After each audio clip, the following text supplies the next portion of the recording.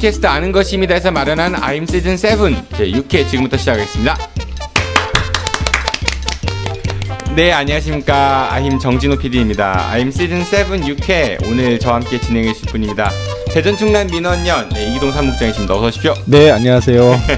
다른 시즌 방송 좀 보셨어요? 사실 이실족구 하면 좀 제대로 못 봤고요. 제 방송만 좀 아니 좀 했습니다. 다른 방송을 봐야 본인이 얼마큼 네. 하는가가 비교해보면서 좀 방송이 좀 늘 수 있는데 죄송합니다. 네. 그렇게 바빠요? 아, 사실 뭐 지난달에는 뭐 이렇게 이래저래 대전연대 인수인계 받고 하면서 조금 정신이 없더라고요. 그래서 그 어떤 뭐 하긴 핑계긴 하고요. 지금은 정신 좀 차리셨나요 이제? 아직도 정신을 못 차리고 있는데요. 이제 네. 차려야죠. 얼른 네. 빨리 정신 차리시고요. 네. 네, 오늘 첫 코너죠. 네, 시즌 6회 첫 코너 하실 분입니다. 이분은 정신 차렸나 모르겠네요. 지난 한 주간에 주목해볼 뉴스에 대해서 이야기하는 시간. 네, 임 기자의 중국의 이명 기자님 어서 오십시오. 네, 안녕하세요. 네. 네, 지난 방송 끝나고 소개팅 연락 좀 왔어요. 왜 노코멘트 하겠습니다. 노코멘트는 안 왔던 얘기 같은데 뭐 댓글 제가 받은 댓글도 없었습니다. 네. 그렇게 공개적으로 하는 사람이 많지 않을 거예요. 그 김상기 팀장 같은 경우는 지난 방송 때 왜 자기만 얘기 안 해주냐고 하면서 마지막에 잠깐만요 하고 얘기했었거든요. 그래서 들어왔대요? 그래서 제가 멋지게 편집을 했습니다. 잘랐어요? 이렇게 빨리 돌아가는 거 그렇게. 그동안 저기 미혼 분들은 다 소개팅 얘기를 우리 정진호 PD께서 하셨거든요. 네. 그래서 분명 미혼이 그렇게 대체했고요. 네, 이명 기자께서 오늘 LNG 발전소 관련한 이야기를 주제로 잡았다고 했거든요. 네. 일단은 왜 그게 어떤 얘기인지 먼저 좀 이야기해 주시죠. 대전시가 지난달 19일에 그 서구 기성동 평촌 산단이 앞으로 조성이 되는데 거기다가 LNG 발전소를 건설을 하겠다고 해요. 그 정식 사업이 이제 시가 발표한 거는 청정연료 복합 발전 시설 단지인데 그 건설을 위해서 대전시 그리고 이제 그 산단을 조성할 시행자인 도시공사 그리고 발전소를 실제 운영할 서부발전 이렇게 3자간 이 사업을 우리 해보자라는 약속을 맺는 MOU를 그날 체결을 했고요. 평촌 산단이라 하면 기성동은 그 저기 벌곡 가는 그쪽 방향인 거죠. 제일 끝에 있는. 그렇죠. 서구의 이제 끝자락. 네. 서구 제일 끝자락. 그러니까 논산 벌곡하고 경계 쪽, 그러니까 굉장히 대전의 외곽 지역이긴 그렇죠. 합니다. 그렇죠. 거기다가 이제 가봤어요? 저 예전에 거의 막내 때 한번 취재하러 간 적이 있었습니다. 네. 2015년에 멀어요, 상당히. 그렇죠. 일단 멀었습니다. 도심하고는 많이 좀 떨어져 있는 그런 곳입니다. 네, 그런데요. MOU를 체결했다고요. 셋이 발전소를 진다고. 네, 뭐 이제 MOU를 맺고 이제 시는 그 사업이 앞으로 평촌 산단을 조성하는데 다른 기업도 유치한 되게 유리하고 그걸로 인한 어떤 경제적 효과가 되게 클 거라고 이제 사업에 대해서 설명을 한 반면에 또 그만큼 미세먼지에 대한 우려 환경적인 부분에 대해서 사업을 반대하는 입장 그런 목소리가 좀 많이 나오고 있어서 지역에 좀 의견이 좀 찬반에 대한 뭐 찬성보다는 사실 반대 의견이 되게 많이 거론이 되고 있습니다. 하나씩 먼저 좀 살펴보도록 하죠. 우선 청정연료 복합단지라고 했나요, 아까요? 네, 그렇습니다. 청정연료면은 일단은 환경에는 그래도 비교적 좀 이렇게 친환경적이 아니냐 이런 생각을 할 수 있을 것 같은데. 그쵸. 청정연료라는 거는 오염? 배출 물질이 비교적 적은 거를 청정연료라고 하고요. LNG도 사실 청정연료는 맞아요. LPG도 청정연료가 맞고요. 구분은 그렇게 되고 있습니다. 그런데 실질적으로 여기에 이제 천연가스 발전 시설도 들어오고 뭐 수소연료전지, 뭐 태양광 이런 거 들어온다면서요. 여러 개가. 일단 사업에 대해서 LNG만 들어오는 건 아니라면서요. 그렇죠. LNG가 천연가스죠? 네, 맞습니다. 액화천연가스. 네. 예, 액화천연가스 뭐의 약자예요, 이동 국장님? 약자까지는 잘 모르겠고. 네, 임 기자님, 네, 뭐의 약자예요? 제가 보고 왔는데 이거구나 하고 지금 적질 않았습니다. 네, 알겠습니다. 네.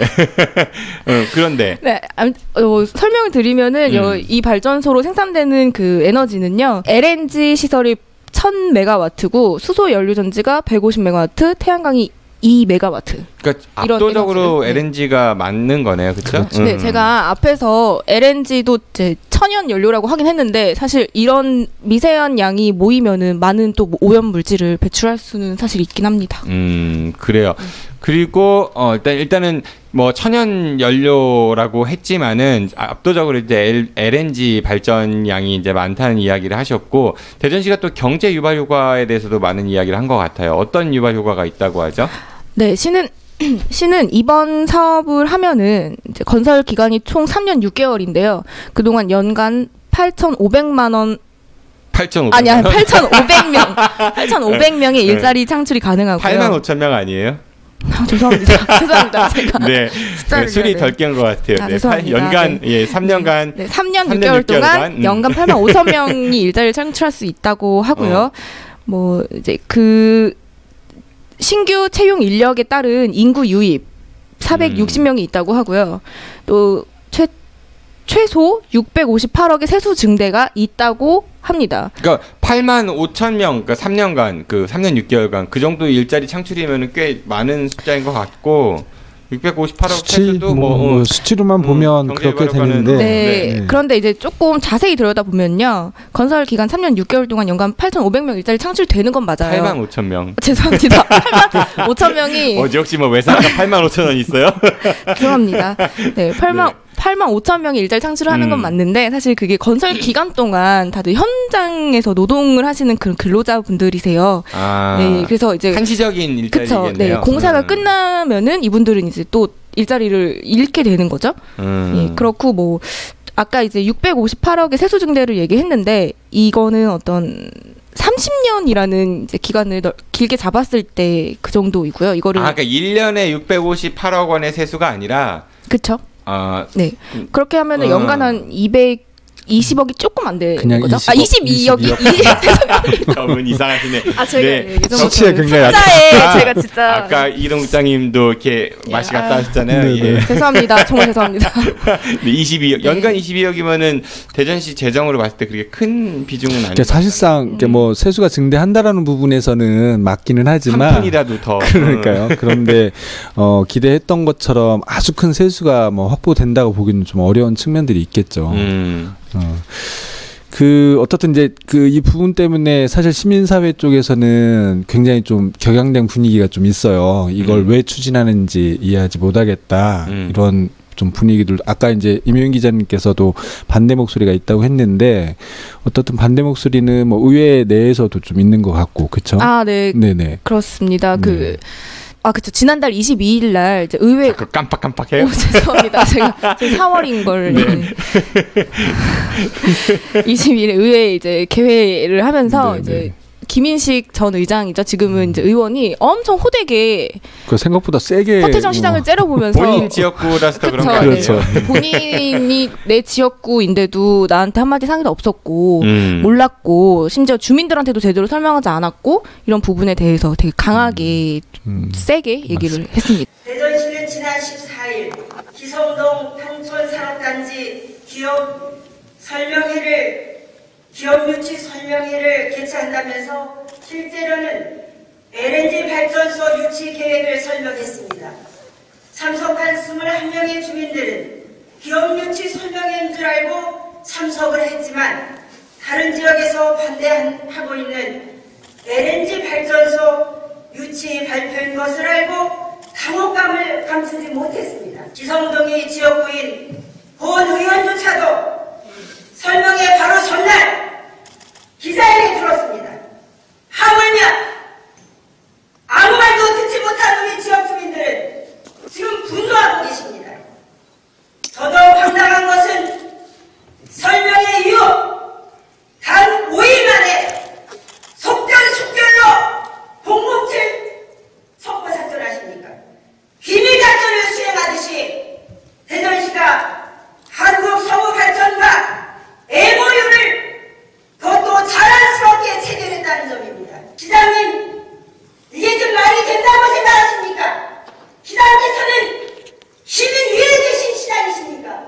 그 놀랬던 것들은 전혀 이런 부분에 대한 움직임이 없었거든요. 그리고 사실 대전시가 이게 이 사업이 추진된 배경을 보면 대전시가 적극적으로 검토했다기보다는 이 서부발전에서 사업 제안서를 내서 그때 이제 뭐 사업 제안서가 들어왔으니까 보니까 이게 뭐 그렇게 나쁘진 않은 조건 같고 또 정부에서도 사실 이 LNG 발전이나 뭐 태양광 발전이나 이런 대체 그 친환경 에너지 그렇죠. 이런 부분과 관련해서 그 사실은 좀 정부 차원에서 장려를 하고 있고 하니까 나름 이제 고민을 해서 아직 확정은 아니지만 그래도 MOU 정도는 체결을 해서 사업성을 좀 검토를 해보겠다 이런 정도인 것 같은데 어떻든 시 입장에서는 확정된 건 아니라고 이야기를 하지만 이미 선전은 이제 대대적으로 했잖아요. 그러니까요. 협정식하고 이게 뭐 아직 그 최종적으로 공사를 하겠다라는 것도 아니고 최종 결정은 하지 않았다고는 하지만 그래도 지금 나오는 것들을 보면 이게 선정되는 과정, MOU를 체결하는 과정도 굉장히 너무 급하게 졸속적으로 좀 처리한 게 아닌가라는 생각이 좀 들고 이미 그리고 이 LNG 발전과 관련해서는 제주를 비롯해서 음성도 그렇고 논란이 좀 많이 되고 있었던 사안이거든요. 그러니까 환경 문제와 관련해서도 친환경 에너지라고는 하지만 실질적으로 아까 말씀하신 탄소 배출량이라든지 또 그 관련 질소산화물이라든지 이런 부분들을 보면 이게 정말 친환경 에너지일까? 그러니까 석탄 비교해 봤을 때 그렇죠. 그러니까 석탄화력 발전에 비해 덜한 것이지 이게 뭐 친환경 무공해 이런 건 아니다 이런 얘기신 거잖아요. 그러니까 석탄화력과 비교를 해도 환경 문제는 조금 이따가 근데 그렇게 하시죠. 환경 문제 조금 이따 얘기하고 이제 경제적 유발 효과 부분을 조금 더 지적해 보면 저도 예전에 그 뉴스에서 한번 다뤘었거든요. 그 신규 일자리 창출 예정이 약 35명 정도라고 해요. 이게. 근데 이제 기존의 기술직 분들, 그러니까 이제 전문직들이 많이 있을 거 아니에요. 전문 분야니까. 그러니까 신규 일자리도 아마 발전 관련된 그런 전문 직종보다는 뭐 청소나 이런 뭐 이렇게 다른 것들. 그러니까 그리고 뭐 사실은 그 서부발전 같은 경우에는 좀 태안 화력발전소 운영하고 있는데 화력발전을 이렇게 잠정적으로는 좀 줄여나가야 되는 거잖아요. 저 폐쇄를 하고 다른 걸로 이제 대체를 해나가야 된다고 하면 기존에 이제 그 발전소에서 일했던 분들이 그런 걸로 해서 옮겨오는 뭐 신규 일자리 창출보다는 사실은 대체 뭐 발전소를 건설을 해서 오는 그런 부분이 아닐까라는 생각이 좀 많이 들더라고요. 편익을 분석해 보면은 1년에 22억 원 가량의 세수 증대 그리고 뭐 신규 일자리 35명 창출 이거를 A라고 놓고 그 다음에 그 환경적 요인이라든지 대전시가 이제 감당해야 될 걸 B를 놨을 때 이 A보다는 B가 압도적으로 크기 때문에 이건 좀 안 하는 게 낫다 이런 얘기도 많이 있는 것 같아요. 그러니까 지난달 19일 날 제가 이날 시청에 19일 제가 진짜 안 틀려고 마음 먹었는데 19일에 제가 발표할 때 시청에 있었는데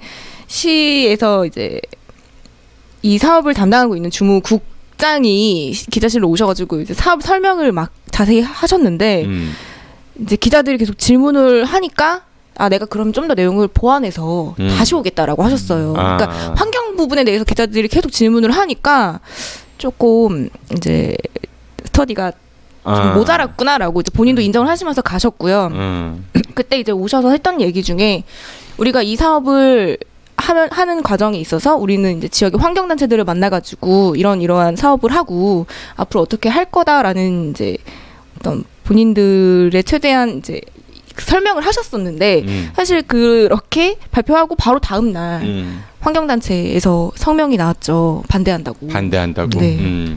그러니까 사실상 뭐 환경단체 설명했다기보다는 아마 급하게 그런 것들을 하기 위해서 거의 통보식으로 이렇게 한 것 같더라고요. 그러니까 이 사업의 내용도 좀 반대 여론이 있지만은 그거보다도 아까 이제 말씀하신 거는 추진 절차나 과정들이 사업을 기획함에 있어가지고 좀 여러 의견들을 들어보고 그랬어야 되는데 그런 절차가 좀 부족했다 뭐 이런 얘기인 거잖아요. 이게 이제 사실 사업비도 굉장히 큰 규모고 1조 8천억 원이었나요? 그러니까요. 그렇습니다. 그러니까 사업비 규모도 굉장히 큰 규모고 사실 이 정도 사업이라고 하면 공론화 과정이 좀 필요한 부분인데 조금 문제가 있는 것 같아요. 답답한 것 같아요. 환경은 어때요, 이면 기자님? 그 안에 세부적인 내용을 좀 들어가 보면은 뭐 지금 대전시가 조성하겠다고 하는 LNG 발전소 규모로 따졌을 때는요, 기존의 화력 발전소랑 뭐 크게 차이가 있다고 보기는 어려울 것 같아요. 친환경임에도 불구하고 네. 청정인데 그렇습니다. 총 먼지나 미세먼지 수준은 거의 비슷할 것으로 예상이 되고 있고요. 화력발전소하고 네. 그 초미세먼지 농도는 한 4분의 1 수준으로 든다는 그러니까 먼지나 미세먼지는 그렇습니다. 비슷하고 화력발전하고 네네. 초미세먼지만 좀 4분의 1 수준이다. 네, 그렇습니다. 이 저희 중도일보에서 같이 저희 인터뷰가 나왔었던 건데 그 카이스트에 계신 교수님이 인터뷰를 해주신 게 있어요. 네. 그 정용윤 교수라고 이분 정용훈? 정용훈인데요. 네, 네. 이제 LNG 발전소 건립을 하는 게 대전에 자동차가 100만 대 분량 자동차 배기가스가 100만 대 10만 대 아니에요? 100만 대로 100만 대예요? 네네 100만 대로 100만 대 늘어나는 오. 어떤 환경에 영향을 줄 거다라고 얘기를 하셨어요. 승용차 대략 한 10만 대 내외에 해당하는 양입니다. 이게 대전에 50만 대 조금 넘는 승용차가 있으니까 대략 한 20% 정도가 추가되는. 그러니까 질소산화물이 이제 그 배출되는 부분들이 약 100만 대가 네. 늘어나는 네, 그런 그렇습니다. 정도로, 그러니까 굉장히 많이 이제 배출이 된다라는 거죠, 실질적으로는. 경제적 유발 효과에 비해서 환경적 측면을 봤을 때는 이게 썩 그러면은 이게 타당하다라는 생각이 잘 안 드는 것 같은데. 그러니까 이게 뭐 그 저도 자료를 좀 찾아보니까 지금 찾아보고 있죠. 아니요. 그러니까 환경이 답이 있어요. 화면에 나와요. 네, 그러니까 그 찾아놨던 자료를 네. 지금 제가 보고 있는 건데 네. 어떻든 그 국회 재정개혁특위에서 공개된 연료 유형별 환경 피해 비용 뭐 이런 자료도 있는 것 같더라고요. 그러니까 LNG 발전이 여기서도 이제 완전히 청정 연료라고 할 수 없다라고 이렇게 규정을 하고 있는데 발전량 기준으로 봤을 때 LNG 발전은 킬로와트당 총 20.98원의 환경 피해 비용이 발생을 한다고 해요. 뭐 이게 뭐 황산화물, 질소산화물, 뭐 초미세먼지 이런 부분을 이제 다 금액으로 매겼을 때 20.98원 정도가 나온다는데 연료 사용량을 기준으로 봤을 때 유연탄을 사용하는 화력발전소와 큰 차이가 없다고 합니다. 네. 이 비용 자체가. 임 기자가 아니라 이 국장인 것 같아. 자료 그만 뒤져요. 이렇게 많이 갖고 오셨는데 하실 말씀 있으면 하세요, 이병 기자님. 이런 이제 논란과 분쟁이 현재 있거든요. 근데 어떻게 전망하세요? 일단은 뭐 지금 이 사업을 찬성하는 데는 시나 뭐 서부발전, 도시공사 정도밖에 없는 것 같아요. 뭐 지금 서구에서도 그렇고 주민들도 그렇고 시의회도 그렇고 즉 환경단체도 그렇고 시가 뭐 지금 이미 시가 조금 적극적으로 하고 있지는 않은 상황이고 너무 반발이 거세니까 좀 상황을 보겠다는 것 같아요. 눈치를 보고 있고 그래서 좀 의견을 많이 듣고 이 사업에 대한 충분히 설명을 하고 좀 그런 과정이 필요하지 않나 싶어요. 아까 국장님 말씀하신 것처럼. 이 야구장도 그렇고 사실 어떤 그러니까 뻔히 그러니까 불거질 문제들이 있는데 그거에 대한 대비책이 전혀 없는 상태에서 일단 지르고 보는 맞아요. 이런 게 너무 대전시가 좀 많은 게 아닌가 저는 그런 생각이 들었거든요. 그러니까 사실은 이 문제 LNG 발전과 관련해서 좀 저는 시가 이게 사실 지금 그 화력발전 문제나 그 여러 가지 이제 지금 환경적인 이제 미세먼지 문제라든지 이런 부분들이 그 이게 국가나 이렇게 자치단체 차원에서 해결해야 되는 문제잖아요. 사실은 환경 문제가 워낙에 좀 심각해지기 때문에 그런 과정 속에서 사실 친환경 에너지로 어떤 발전이나 그 전력 생산을 한다라는 그 시도 자체는 저는 나쁘지는 않다라고 보거든요. 나중에 이제 나중을 위해서라도 무언가를 바꿔야 되는 거니까 그러면 차라리 이런 고민을 하기 전에 공론회장을 여는 게 좀 필요했을 거라고 봅니다. 왜냐하면 어떤 부분들로 이런 것들을 대체를 해서 환경 문제도 좀 네, 국장님 하고. 아까 그 말씀을 하셨기 때문에 제가 네. 자르고요. 자꾸 알겠습니다. 말이 길어져가지고 이 2차 산업혁명 특별시 같아요. 저는 개인적으로 4차 산업혁명 특별시가 아니라 네. 여전히 4차 산업혁명 특별시라고 했으니까 좀 2차 산업에 좀 덜 관심 갖고 오늘 뭐 우리 방송 녹화 기준으로 오늘 5G 전 세계 최초로 상용화됐다고 하잖아요. 네, 4차 산업혁명에 좀 더 초점을 맞추면 좋겠다라는 생각이 드네요. 네, 임 기자님 말씀 다 하신 거죠? 네. 네, 소개팅이 필요합니다. 시청자 여러분. 네, 댓글 달아주십시오.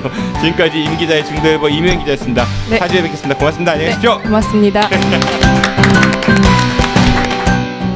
오늘 두 번째 코너는 대전의 두 젊은 정치인들이 대전의 현안에 대해서 이야기하는 시간입니다. 공교롭게도 같은 당에서 남매가 되신 두 분, 바른미래당 대전시당 김세한 대전 서갑 지역위원장과 바른미래당 소속 대전광역시의 김소연 의원이십니다. 어서 오십시오. 안녕하세요. 한 분밖에 안 계시죠? 네. 김소연 의원 오늘 녹화에 빠지셨습니다. 어쩐 일이죠?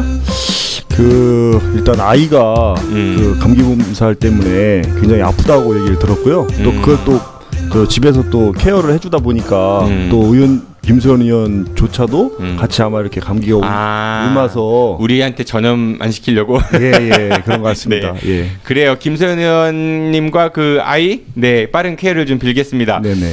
네. 어제죠. 우리 녹화 기준으로는 어제고 방송 기준으로는 이제 지난주 수요일인데 창원 성산에서 이제 바른미래당 후보가 출마를 하셨었죠. 네네. 네. 선거 결과가 안 좋았습니다. 네, 어떻게 보십니까? 3% 넘었으면 많이 나오네요. 아니, 정당 너무 초공정 아니에요? 정당 지지율보다 낮은 거 아니에요? 이제 정리를 좀 해야 될 때가 왔다 생각을 하고요.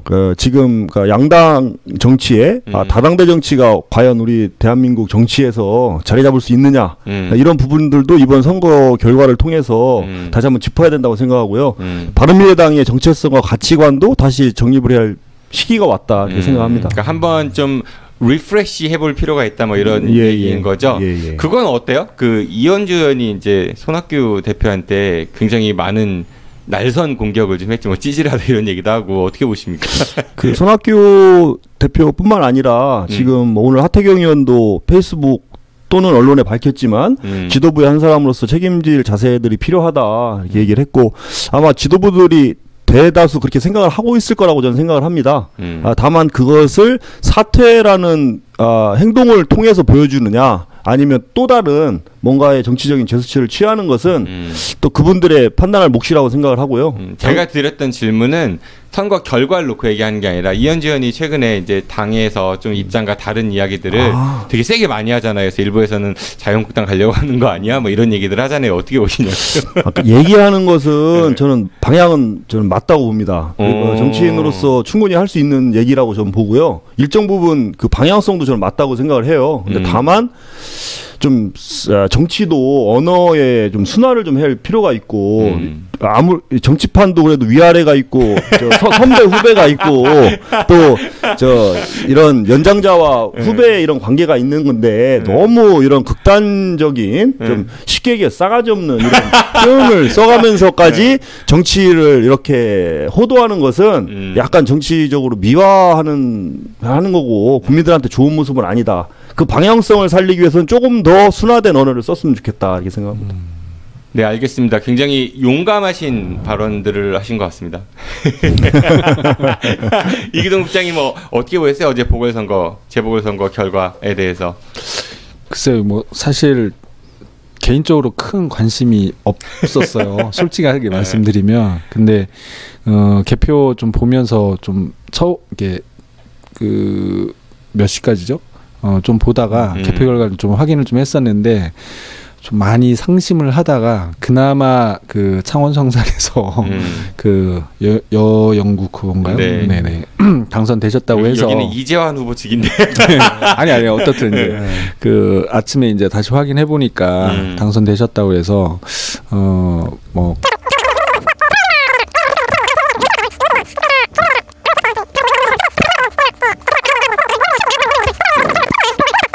이런 게 더 필요하지 않을까 제가 왜 웃냐면은 저분은 한번 말 시키잖아요. 너무 길고 자꾸 사안으로 가갖고 나는 어제 선거 결과 어떻게 왔냐니까 정치권이 뭐 앞으로 풀어야 될 개혁을 얘기하신다. 알겠습니다. 네, 앞으로 질문 안 해야지. 오늘 김남매가 갖고 온 주제는 이거예요. 대전 성폭력 상담소에서 벌어진 일이라고 이제 주제를 정해봤는데. 뭐 김소연 의원은 지금 페이스북 통해 가지고 굉장히 여러 가지 메시지를 전달하고 있는 것 같아요. 근데 그걸 파고 있는 당사자인 김소연 의원은 지금 현재 자리에 없기 때문에 오늘 김세한 위원장께서 이제 대신 이야기를 해주실 건데 우선은 그 성폭력 상담소라는 곳이 어떤 곳인가요? 제가 조금 조사를 해보니까요. 그 한국 성폭력 상담소라는 게 1991년도부터 활동을 했더라고요. 그러니까 아마 한국 대전. 한국. 예. 그러니까 보니까 1991년도면 사실 성폭력이라든지 이런 것들이 사회적으로 이렇게 얘기를 꺼내는 것도 조금 부자연스러운 시절부터 한 거 보니까 굉장히 오랜 기간 동안 활동을 했던 단체구나 생각을 했고요.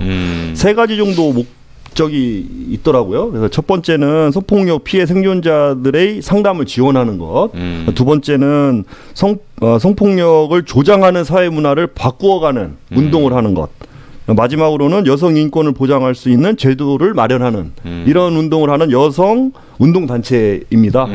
그리고 지금까지 활동을 꾸준히 시민단체의 한 부분으로서 해오신 걸 보면 나름대로 굉장한 어떤 가치와 명분을 지니면서 조직적으로 활동해온 단체다 이렇게 생각을 합니다. 네. 카메라 보고 말씀하시는 게 더 네. 자연스럽습니다. 예, 알겠습니다. 네. 네. 그런데 네. 이 대전에도 이제 성폭력 상담소가 있다는 거고, 뭐 우선 김소연 의원은 지금 뭐 횡령이 거기에서 있다, 뭐 이런 의혹을 제기한 것 같아요. 그건 또 어떤 이야기인 거죠? 김소연 의원한테 제보자가 있었던 거죠. 왜냐면 이것은 엄연히 말하면 또 공익 제보자가 생겼던 겁니다. 그 전에 공천원금이나 이런 것들에 관해선 김소연 의원이 공익 제보자 당사자인 상태에서 사회 문제를 제기했다면 이것은 공익 제보자가 김소연 의원한테 제보를 한 건이거든요. 그런데 그 제보자들이 보면 대부분 성폭력 피해자들 그리고 가정폭력 피해자들. 그러니까 이분들이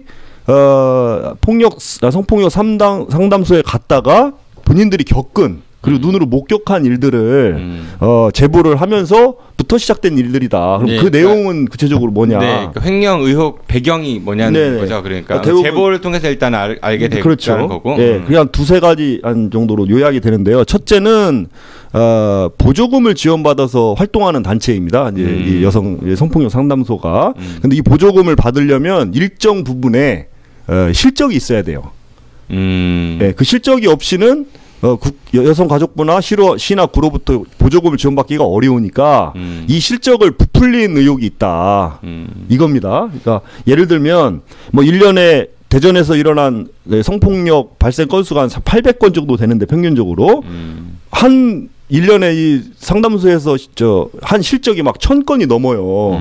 그러니까 이게 뭔가 언밸런스한 거죠. 그러니까 이런 것들을 따져봤을 때 이런 의혹들이 있다라고 제보를 한 거고요. 그러니까 보조금을 받기 위해서는 일정 정도의 실적이 필요한데 그 보조금을 좀 더 안정적이거나 아니면 조금 더 이렇게 많이 받기 위해서 실적을 다수 이제 부풀린 그런 그렇죠. 정황이 보인다 이런 얘기신 거죠. 네네네. 두 번째는 거기에 근무했던 한 가지씩만 얘기해 보도록 하죠. 네. 이동 국장님 시민단체 활동을 하시고 계시니까. 네.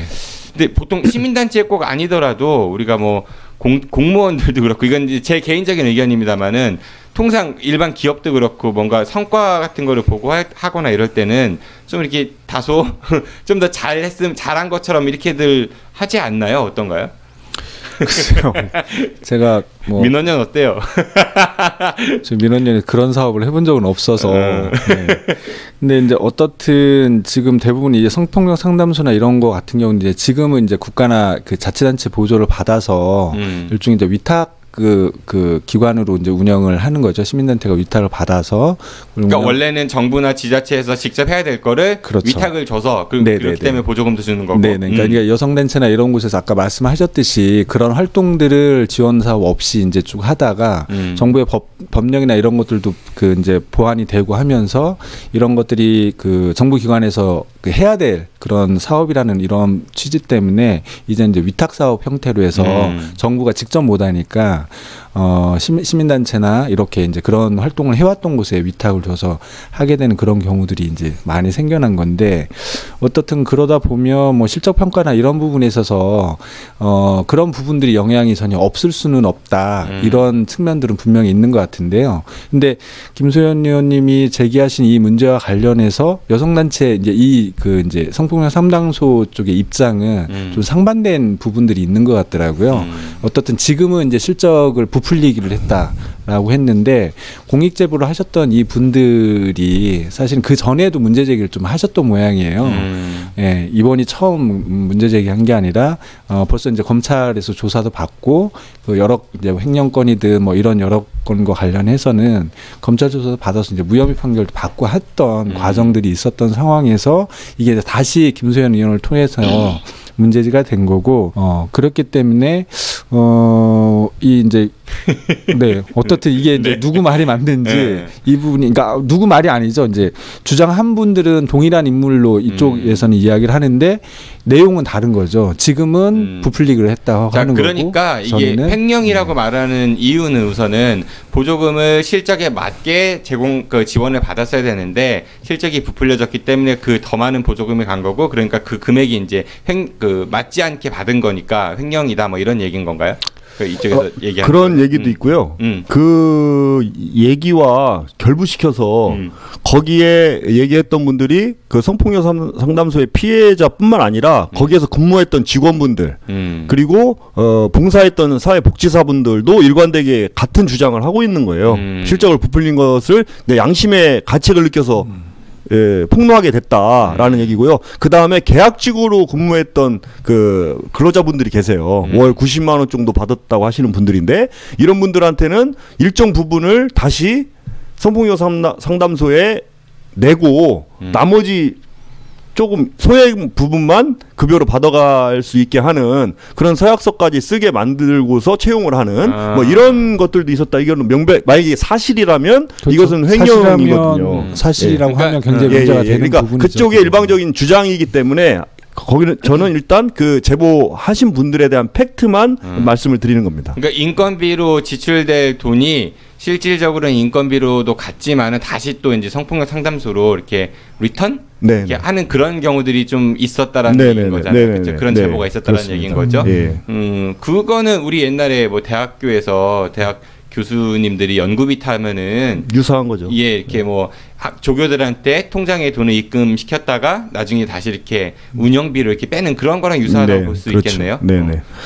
그리고 이제 마지막 세 번째가 뭐냐면 각종 사업을 하는 과정에서 뭐 횡령일 수도 있고 목적 외 사업으로 사용을 한 경우일 수도 있는데 예를 들면 뭐 치유 캠프를 만들어서 뭐 이렇게 피해자들을 위한 치유 캠프를 해서 뭐 1박 2일, 2박 3일 이렇게 외부에 나가서 이렇게 좀 하는 이런 워크숍 비슷한 이런 사업을 목적으로 해서 사업비를 따서 실제로 이제 행했는데 그 행하는 과정에서 상담소의 부모님들 뭐 직원의 뭐 아들 딸들 뭐 이렇게 해가지고 가족들을 동원해서 그런 치유 캠프를 열었다. 그리고 이 그러니까 피해자분들을 위해서 개설된 캠프에 실질적으로는 그분들뿐 아니라 그 성폭력 상담소 직원 또는 가족들이 와서 그 프로그램이 아닌 정말 술 먹고 놀고 본인들끼리 술 마시고 노는 것도 치유가 돼.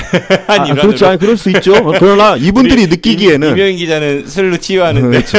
그러니까 근데 피해자들이 느끼기에는 그런 것들이 자기들을 위한 캠프가 아니라 본인들의 어떤 친목도모 내지는 가족들의 무슨 화합의 장 이런 걸로 느꼈다는 거고 더 중요한 게 뭐냐면 여기서 이제 성인지 감수성 뭐 이런 얘기가 이제 또 나오는데요.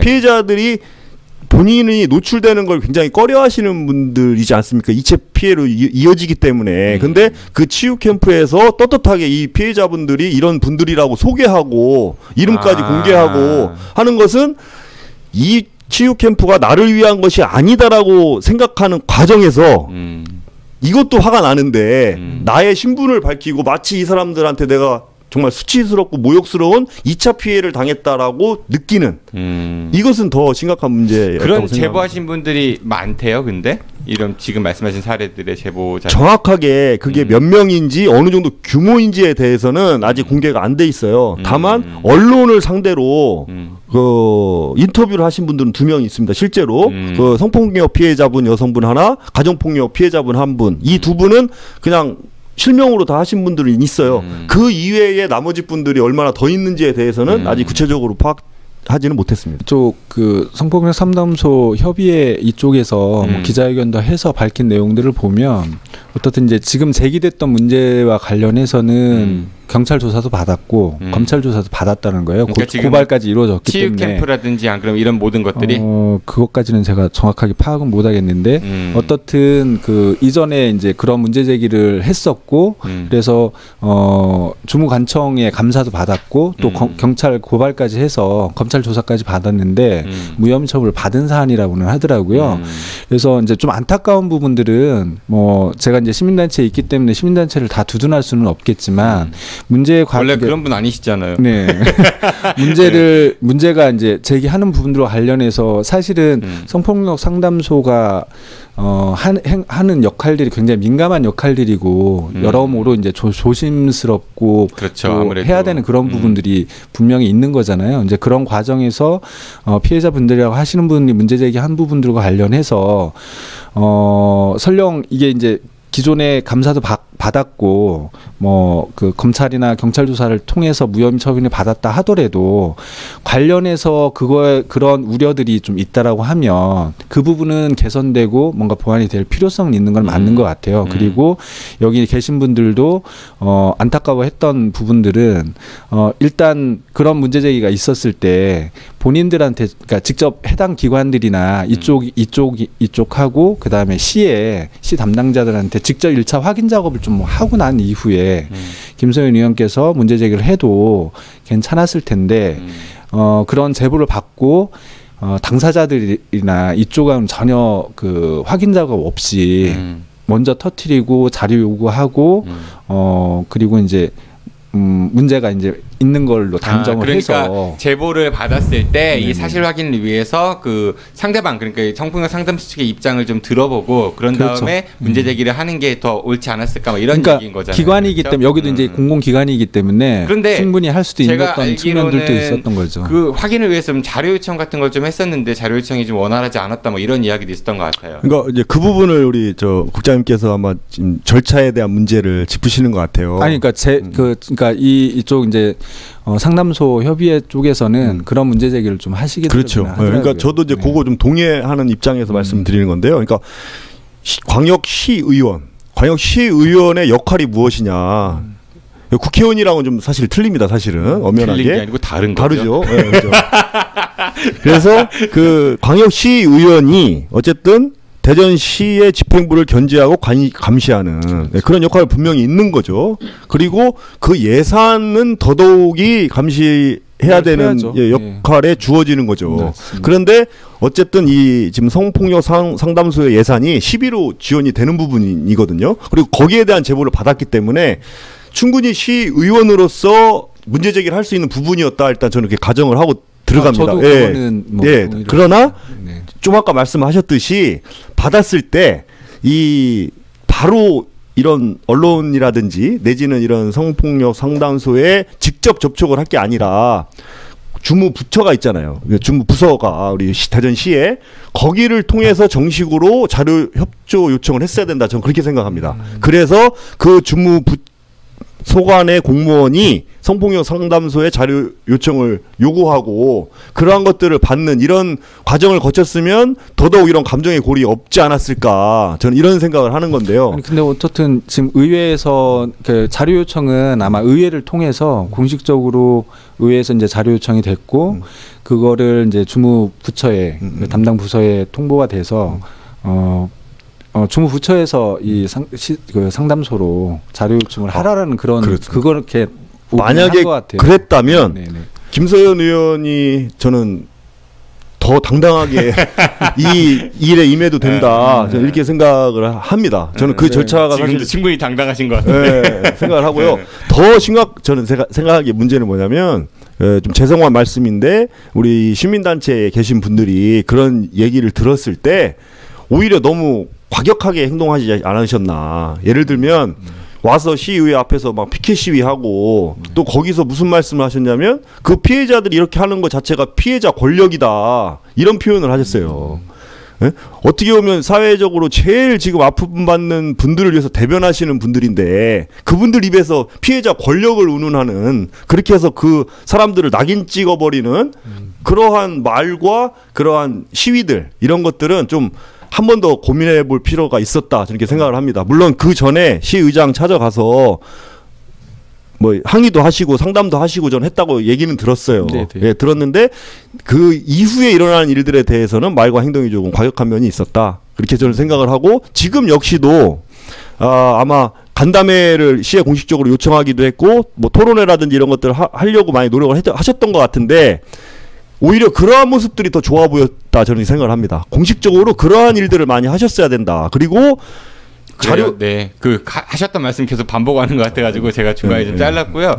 그럼 지금 현재 어느 정도까지 상황이 진척된 거예요? 이게 언론에서 크게 보도화가 된 아직은 좀 덜 되는 것 같고 그런데 현재까지 진행 상황은 어떤가요?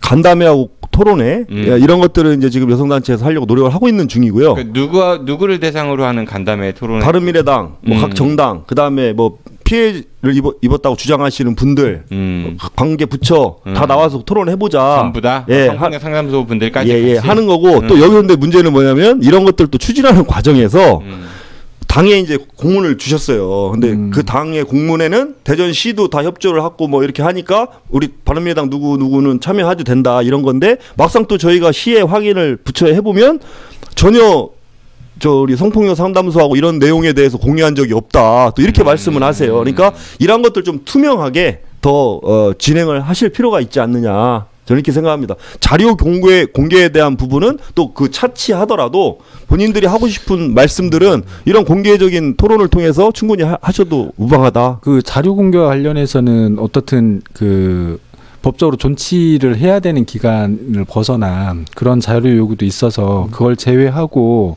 일정 부분은 이미 2월 달에 2월에 2월에 그 시로 제출을 한 걸로 이쪽에서는 주장도 하더라고요. 네. 이 협의소 쪽에서는. 그래서 이게 그 자료가 그렇게 같다고 하면 그 부분과 관련해서 이제 분석하고 하시면 될 것 같은데 그 외에 또 뭐가 필요한 건지 그게 또 궁금하기는 하더라고요. 그 자료가 어느 정도 수준인지는 제가 그렇겠죠. 그러니까 이게 제가 딱 보니까 네. 두 분 다 당사자가 아니셔가지고 사실 네네. 이때는 김소연 의원이 직접 오셨으면은 훨씬 더 많은 이야기들을 나눠봤을 것 같은데 두 분이 말씀하실 수 있는 범위가 딱 제한적인 것 같아요. 예, 그래서 그냥 오늘은 이렇게 마무리를 하죠. 일단은 제가 조금 정리를 하면 대전 성폭력 상담소에서 이제 뭐 이 보조금을 좀 과하게 탔다. 좀 그 실적을 부풀려 갖고 이제 그런 것들, 그다음에 그 용도가 제대로 쓰이지 않고 뭐 좀 다른 방향으로 쓰였다. 그러니까 횡령한 거 아니냐 이런 의혹 제기가 있었다는 거고, 그런 이제 그 제보자들이 등장했다는 이야기인 거고, 그리고 뭐 치유 캠프나 이런 것들을 갔을 때 실제 그 피해자들을 위해서 그 캠프가 진행된 것보다는 그 직원들 어떤 단합대 뭐 이런 캠프 성격이 아니었냐 뭐 이런 얘기들, 뭐 2차 피해 뭐 이런 얘기들이 좀 쭉 왔던 것 같아요. 네. 그리고 현재는 그걸 해결하기 위해서 간담회, 그 모든 주체들이 모여가지고 간담회를 하기로는 했는데 잘 이루어지지는 않는 것 같고, 뭐 그 정도로 정리하면 될 것 같죠? 한 말씀 마지막 네, 하십시오. 네. 꼭 드리고 싶은 말씀이 있어서 네. 뭐냐면 그 시민단체 분들이 고생 많이 하시잖아요. 그리고 어려운 환경 속에서 그렇게 했다는 것도 충분히 이해가 됩니다. 그러나 진짜요? 네, 정말 이해가 돼요. 왜냐하면 저도 뭐 많이 눈으로 많이 봤기 때문에 어렵게 고생하시는 것들을. 그러나 이제 더 중요한 것은 뭐냐면 국민의 세금이고, 그 돈이 규모가 적던 많던 아니면 그 어려운 환경 속에서 내가 고생을 했던 안 했건 간에 공개할 건 공개할 의무가 있다는 거죠. 정당도 국고보조금 받잖아요, 국민의 세금으로. 네. 근데 정당도 공개 같은 거 잘 안 하지 않아요? 해야죠. 이게 잘못된 거잖아요. 성폭력 상담소 분하고 같이 모시고 방송해보는 것도 근데 그 좀 어렵겠죠? 알겠습니다.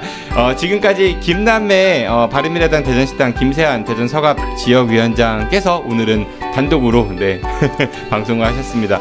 어떠셨어요? 네, 그냥 예. 오늘 본인이 정한 주제는 아니었는데 막상, 저 오해가 여성단체분들한테 오해가 없었으면 좋겠다 이런 생각이 들고요. 아까 창원 성산 말씀하셨는데 우리 여영구 후보님이 당선되는 데는 바른미래당의 이재환 후보의 역할이 컸다. 분명히 말씀드립니다. 3.8%가 그냥 나온 게 아니고 당선하는데 엄청난 영향을 줬다라는 말씀. 알겠습니다. 꼭 드리고 싶습니다. 네, 고생하셨습니다. 4주에 뵙겠습니다. 안녕히 가십시오. 수고하셨습니다.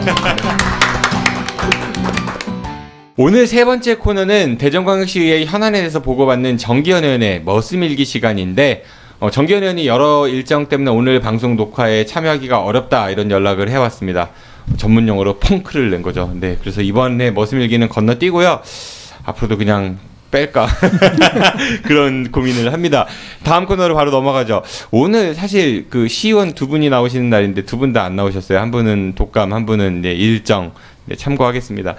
잘 먹고 많이 먹고 네, 운동 안 하고 꾸부정한 자세로 일관하다가 병을 달고 사는 그런 현대인들을 위한 건강 지침서 몸이 먼저다의 인간 바카스 조현수입니다. 어서 오십시오. 인사 안 해요. 어서 오십시오. 반갑습니다. 네. 오늘의 재물 옆에 앉아 계시죠. 네, 이기동 국장 함께 하시고요. 네. 우리 몸의 주출돌, 허리 뭐 이런 주제를 가지고 오늘 이제 이야기를 하신다고 하셨어요. 우리가 뭐 저도 최근에 살을 좀 많이 빼서 그렇긴 한데 허리 범위가 어딘지 허리 구분이 안 가는 분들이 많아요. 일단은 우리 몸의 허리 어떤 범주를? 네, 위쪽으로는 보통 갈비뼈로 이렇게 손을 긋고 뒤로 이렇게 가면 예, 거기부터 쭉 내려가다 보면 예, 네. 밑에 편편하고 그 꼬리뼈 삼각형뼈가 있거든요. 네. 예, 거기 위까지입니다. 우리 조현 선생님이 오늘 보니까 복장에 신경을 좀 쓰셨어. 방송한다고. 뭐, 신경은 아니고. 네, 네, 신경을 좀 쓰셨어. 네, 멋있으세요. 네, 소개팅이 필요하십니다, 이분도. 네, 그래요. 갈비뼈부터 해가지고 뒤로 네, 뒤로 가서 그러니까 앞에 옆에는 아닌 거죠. 우리가 보통 허리하면 허리하면 뒤쪽 옆구리 쪽이 아니라 우리 보통 요통할 때는 예. 영어로 허리 아픈 거 백에이크라고 백페인 예, 그렇게 이야기를 하죠. 네. 바른 자세가 있고 좀 잘못된 자세가 있을 것 같아요. 우리가 허리 보통 이야기할 때 저도 사실 꾸부정하다고 그런 지적을 많이 받는데 우선은 바른 자세와 잘못된 자세의 그런 예, 표본을 좀 한번 보여주시죠. 그래서 이기동 국장님은 자세가 어떤 것 같아요? 가장 보통의 모습을 하고 계셔 보세요. 뭐 지금은 무난하시긴 한데요. 옆으로 한번 보여줄까요? 이기동 국장님 옆으로 한번. 네. 보통은 예, 어떤가요? 뭐 그냥 무난하긴 한데요. 네. 거의 대부분 현대인이 이렇게 하는데 중요한 거는 척추 기립근이라고 그래서 양 척추의 구조를 버텨주는 근육이 있는데 이 근육이 우리가 오래 좀 앉아 있는 좌식 생활을 의자 생활을 하다 보니까 약해져 있어요. 그래서 허리 힘주고 세워보세요. 예, 이게 이상적인데 예, 그래서 요새 보면 좀 인체 공학적이다 하는 의자가 허리 라인 받쳐주는 시디즈 뭐 이런 거. 네, 그래서 딱 밀착돼서 이게 이렇게 안 되도록 뭐 하고 있는데 그래도 이렇게 가끔씩 힘을 한 번씩 줘가는 게 도움이 됩니다. 네, 저도 요통 많이 평소에 이렇게 겪고 있는데 그러면은 뭐 바른 자세, 잘못된 자세 보여주셨고 그러니까 아까 같이 이제 허리를 이렇게 고추 세워서 가끔 단련을 하는 게 좋죠. 고추 세우는 겁니다. 네, 목적적 조사가 없습니다. 네, 예. 그러면 한번 이기동 국장님은 평소에 그 요통 때문에 좀 고통을 많이 겪는 편인가요? 작년인가요? 작년 재작년에 조금 아파가지고 병원을 좀 다니기도 했었죠. 네, 했었습니다. 지금은 괜찮아요? 지금은 다행히 그 뭐 허리에 직접적인 통증이 있는 건 아닌데요. 간접적인 통증을 한번 오늘 느껴보도록 하시죠. 오늘 좀 통증 다시 재발할 것 같습니다. 아 그래요? 제발 살짝. 시켜주세요. 제발 시켜주세요. 그러면 한번 좀 보도록 하죠. 어떻게 하면 지압 뭐 자세하고 지압 스트레칭 몇 가지 조금 볼게요. 그 원활한 그 촬영을 위해서 제가 그 마이크를 좀 치워드릴게요. 그게 뭐 침대가 없으니까 책상 위에 누워서 해보는 걸로 하시죠. 예, 저를 뭐 지압 이런 쪽을 소개를 해주셔가지고 몇 가지 준비를 해봤습니다. 보통 제일 많이 흔한 게 엄지 손가락하고 검지 손가락 중간. 저를 보지 마시고 화면을 보시고 얘기하세요. 엄지 손가락과 검지 손가락 중간 부분을 이렇게 찾아서 누르면 통증이 있으실 거예요. 그래서 좀 심하게 통증이 있으신 분은 허리에 조금 문제가 있다는 그런 증거가 될 수도 있고. 체했을 때 누르는 데 아니에요, 거기? 네, 거기도 마찬가지. 여기 중요한 자리거든요. 여기를 꾸준하게 이렇게 눌러주면 만성 허리 통증 있는 분은 좀 도움이 됩니다. 네, 그래서 시원해요? 한참 하면 여기 시원한 게 아니라 한참 많이 눌러야 될 것 같습니다. 두 번째는 좀 더 세게 해보세요. 네, 저기 이렇게 되죠. 그리고 이렇게 팔에 주름이 이렇게 접히는 주름이 있는데 가운데 부분을 이렇게 누르면 여기도 마찬가지로 만성 허리 통증 있는 분은 이렇게 눌러주시면 도움이 된다고 합니다. 거기 많이 안 아픈가 보네 표정이. 아니요, 살살. 세게 하세요, 세게. 이렇게 됩니다. 지금 고문 시간이 아니고 치유의 시간이니까. 그다음에 한 가지만 더 해보면 넷째 손가락을 중심으로 해서 양 옆에 이렇게 쭉 타고 내려가다 보면 이렇게 갈라서는 지점이 있거든요. 카메라 화면 보여주실래요? 네, 이렇게 이 지점과 이 지점. 넷째 손가락 갈라지는. 여기를 이렇게 양쪽을 눌러주면 반응이 오지요. 반응점이 있습니다. 어금니 꽉 물어야 그래서 요새 많이 그러니까 아까 말씀드린 손 같은데 이런 데는 민간요법 같은 걸로 쌀을 알을 붙여가지고 그 잘 붙는 테이프 같은 거 있지 않습니까? 거기다 붙여가지고 이렇게 본인이 스스로 해주면 우리 한의원 같은 데 가면 잘 몸만 아이들한테 약간 돌기 있는 거 붙이는 것처럼 그냥 쌀 딱딱한 생쌀 알을 잘 피부에 트러블 없는 반점 같은 거에 붙여가지고 압정 드릴까요?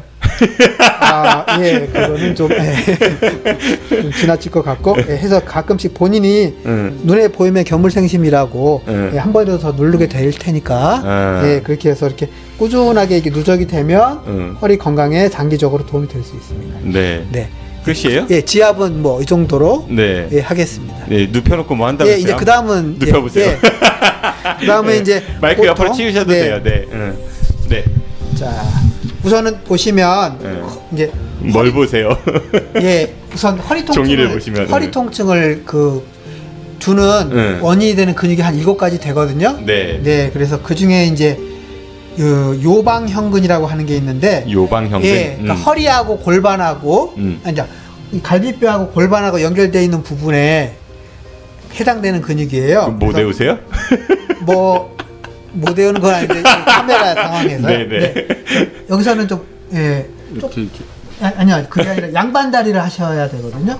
책상에 올라가 앉으세요. 책상에 올라가셔서 설마 부서지겠어요? 잠시 더 요방형근에 대해 설명을 해드리면 허리 아래쪽에 통증이 있고요. 이게 보통 특징이 기침하면 막 아픈 기침하면 허리 통증이 있는데 기침을 하면 더 많이 통증이 느낄 때 그 해당되는 근육이거든요. 기침하면 아파요 평소에? 오늘 한번 확인해 보겠습니다. 양반다리 이렇게 하시고요. 한쪽 손을 반대쪽 무릎에 이렇게 짚으시고 이 같은 쪽 손을 이렇게 위로 쭉 치켜 드는 거예요. 그러면 이쪽 옆구리에서 허리 쪽이 늘어나겠죠. 이렇게 좋아요. 이기동이 요가 계시. 다시 천천히 손을 바꿔서 반대쪽을 짚어 보시고 이쪽 손을 위로 쭉 들어서 허리가 쭉 늘어나나요 지금? 힘드신가 봅니다. 좀만 더 당겨봐요. 좀만 더. 보통 이렇게 해서 한 30초 정도를 해서 왕복 3번 정도 하면 도움이 된다고 합니다. 요방형근에? 요방형근. 그 다음에 두 번째는 이제 못 외우세요. 요장늑 이름은 좀 어렵네요. 흉쇄장근하고 요장늑근이라고 하는 건 흉쇄장근, 요장늑근. 여기는 이제 허리에서 엉덩이로 이렇게 세로로 통증이 문제가 생기면 생기고요. 그다음에 보통 엎드릴 때 허리가 한쪽이 볼록하게 나온답니다. 그 문제가 있는 부분이. 그래서 여기는 다리를 좀 이렇게 벌려서 앉으시고요. 목에 좀 더 많이 벌리셔도 되고요. 목에 깍지를 쪽벌하시고 일부러 쪽벌하신 거예요. 거기 클로즈업 해드릴까요?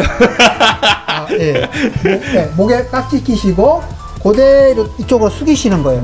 몸통을 최대한 낮게. 그렇죠. 그럼 여기가 쭉 늘어나겠죠. 이렇게 한 30초 해서 한 3번 정도 하시면 도움이 됩니다. 뭘 잘못 눌렀습니다 제가. 잠시만요. 됐습니다. 다시 어떻게 통증이 있으세요? 시원하세요? 시원한데? 시원하시 한 번만 더 해볼게요. 다시. 쭉 아랫배하고 허벅지가 가깝게. 그렇죠. 거기 들어가시면 될 것 같아요. 아래로 쭉. 좋습니다. 다시 숨 들이쉬고 올라오시고요. 그 다음에 예, 그래서 이제 세 가지 근육을 얘기했고요. 그다음에 이제 손 내리시고 예, 다혈근이라고 하는 게 있는데요. 다혈근. 예, 척추 주변에 뒤에 쭉 붙어 있는 근육인데요. 여기가 좀 문제가 생기면 척추 한 부분이 아픈데 특징이 거기를 건드려서 누르면 더 아파져요. 더 아파져요. 네, 네. 해봐요, 빨리 해봐요. 궁금해요. 네? 이분 그렇게 그런 다혈근이 문제가 있지는 않은 것 같아요. 네, 그렇게 아프신 건 없죠? 네, 신방하신 표정입니다 지금.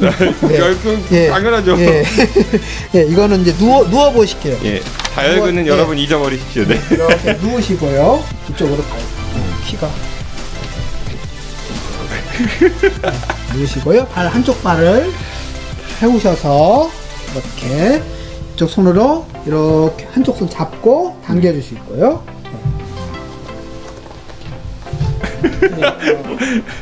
무겁습니다. 거기보다 손으로 쭉 눌러주시고 손은 반듯하게 네 이렇게 이쪽 손 보시고 무흐한데요. 자세가 그래도 뭐 자세가 나오시는 게 보니까 다혈근은 문제가 좀 더 없는 것 같아요. 아 그래요? 그러면 넘어가요. 그럼 빨리. 아픈 걸로 해요. 다시 아픈 걸로 엎드려 보실게요. 이거는 복직근이라고 하는 건데요. 우리가 흔히 말하는 왕자 복근이라고 그러지요. 그래서 여기가 문제가 생기면 어떻게 되냐면 항상 속이 더부룩하고 가스가 잘 나온다고 합니다. 손을 이렇게 바닥을 짚으셔서 상체를 올리시고 머리 쭉 해서 가급적 더 바짝 밑을 짚으시는 거예요. 손 밑을 하시면 아랫배가 쭉 당겨지죠. 네. 이렇게 한 30초 하시면 복근이 쭉 늘어나요. 그 상태에서 허리를 90도로 확 꺾으면 안 돼요? 예, 그 다음에 제가 체포가 되겠죠. 네. 쭉 이것도 마찬가지로 한 20-30초에서 복직근을 늘려주면 도움이 됩니다. 이건 상태가 좀 괜찮은 편이신 건가요? 네. 그렇게 안 아파? 좀 더 올라오셔도 되고 손을 더 밑으로 짚어보시겠어요? 네. 쭉. 네. 그렇죠. 이 정도는 해야죠. 더 건강한 사람은 원래 90도까지 된다고 하는데 허리 접힐 것 같아서 다시 엎드려 보시고요. 다시 천천히 일어나서 앉아 보시고요. 그 다음에 이것도 흔한 근육인데요. 중둔근이라고 그래가지고 엉덩이 근육, 엉덩이 근육 이제 세 겹으로 되어 있는데요. 선생님 오늘 준비 많이 해오셨어요. 네. 보통 이게 골반 가운데가 통증이 있고요. 오래 서 있기가 어렵답니다. 근데 이게 대표적으로 이게 허리 통증 있는 분 중에 제일 흔할 거예요. 그래서 어떻게 하면 되냐면 이거는 한쪽 발을 이렇게 내리시고 한쪽 발을 걸치시고 무릎에 양반다리 반가부자라고 그러죠. 그러신 다음에 허리를 세워서 그대로 숙이시는 거예요. 허리를 구부리지 말고 중둔근은 좀 짧으신 것 같습니다. 이렇게 숙여 보시고요. 짚지 마요. 그거 반칙이에요. 짚지 마요. 아니면은 팔을 쭉 펴보세요. 팔을 쭉 펴고 이렇게 숙이시면 허리가 안 되네요. 자, 반대쪽 한번 해보실게요. 이쪽 발을 올리시고 물론 올린 쪽 다리 쪽 중둔근을 지금 스트레칭을 하는 거예요. 허리 세운 채로 숙이려고 하는 거예요. 체중 싣고. 오른쪽이 더 오른쪽 왼쪽 차이가 있죠. 어디가 더 안 좋으세요? 둘 다 비슷합니다. 원래는 이상적으로는 팔이 쭉 펴지면 허리가 곧좀 세워지겠죠. 그 상태로 체중을 실면 배봐. 배봐. 뒤쪽은 지금 막 부들부들 나요. 앞에도 부들부들해요. 그래요. 됐습니다. 이렇게 이제 근육은 7가지 풀어드렸고요. 교정을 한번 마무리해서 우두둑. 한번 누워보시고요. 천장을 보시고 놓으시고요. 가장 기대되는 시간입니다. 우두둑. 저기 목에 뭐 살짝 받칠 거 없어요. 제 책가방 뒤 임 기자님 뒤에 주워보시겠어요? 아니 저 바닥에 제 거 두꺼운 거. 그러니까 앞으로 미리미리 준비하세요. 딱 벽에 높이니까 목 들어보시고요. 자, 무릎 세워보시고요. 바지를 좀 먹으니까 내리시고 먹으니까 이렇게 내리고 아까 이렇게 이쪽 손을 저쪽 손으로 잡아보시면 돼요. 손목을 잡아서 당기시고 네. 거기보다 네. 아니 짜증. 자, 무릇해요. 자, 이쪽 보시고, 자, 손 들여보시고, 네. 내쉬어보세요. 둘, 한 번 더 할게요. 길게 하나. 허리가 치료가 필요합니다. 네. 아, 예. 예. 치료가 좀 필요하신 것 같고요. 오른쪽 허리는 반대로 누워보실게요. 아니요, 일어나셔가지고 이쪽으로 머리 하시고. 시원하세요? 안 돌아가세요. 아니 밥 너무 많이 그래도 먹고 그런 또 밥을 너무 많이 먹고 왔어요. 아.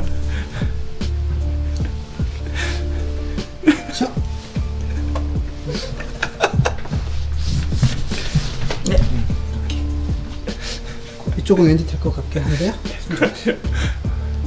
네.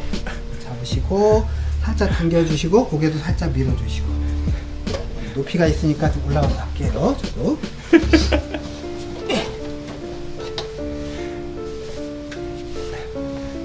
자, 손 들이시고 내쉬고요. 둘. 네. 쪽 소리 났어요. 네, 됐습니다. 네, 일어나셔도 돼요. 네, 다음에 좀 치료를 하시는 걸로. 네. 네. 수고하셨습니다. 네. 복장이 조금 오늘 불편. 복장이? 네. 다음번에는 쫄쫄이 한번 입고 오시면은 헐렁하고. 제가 의상을 좀 준비를 해보도록 하겠습니다. 그래요. 그 혹시 조현 선생님 가시기 전에 이 끝으로 이제 우리 시청자분들께 허리 요통, 만성 요통에 이제 그 고통을 겪고 계시는 분들이 계시다고 하면은 어떤 조언을 드리시겠어요? 마지막으로 가시기 전에. 자세를 바르게 하는 게 가장 좋다고 네. 하는데요. 이게 말은 쉽지 행동으로는 어렵습니다.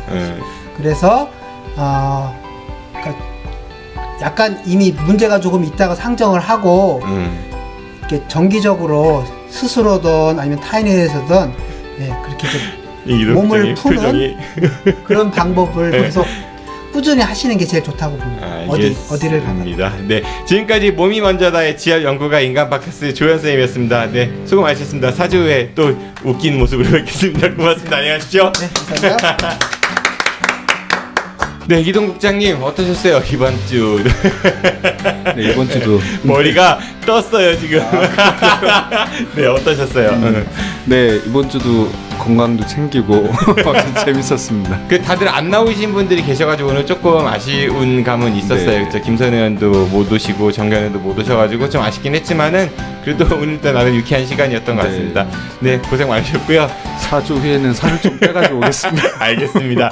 네, 이번 주는 여기까지입니다. 저는 다음 주 월요일에 다시 찾아뵙겠습니다. 지금까지 진행의 정진호였습니다. 시청해주셔서 고맙습니다. 안녕히 계십시오. I'll be back. 고생했습니다.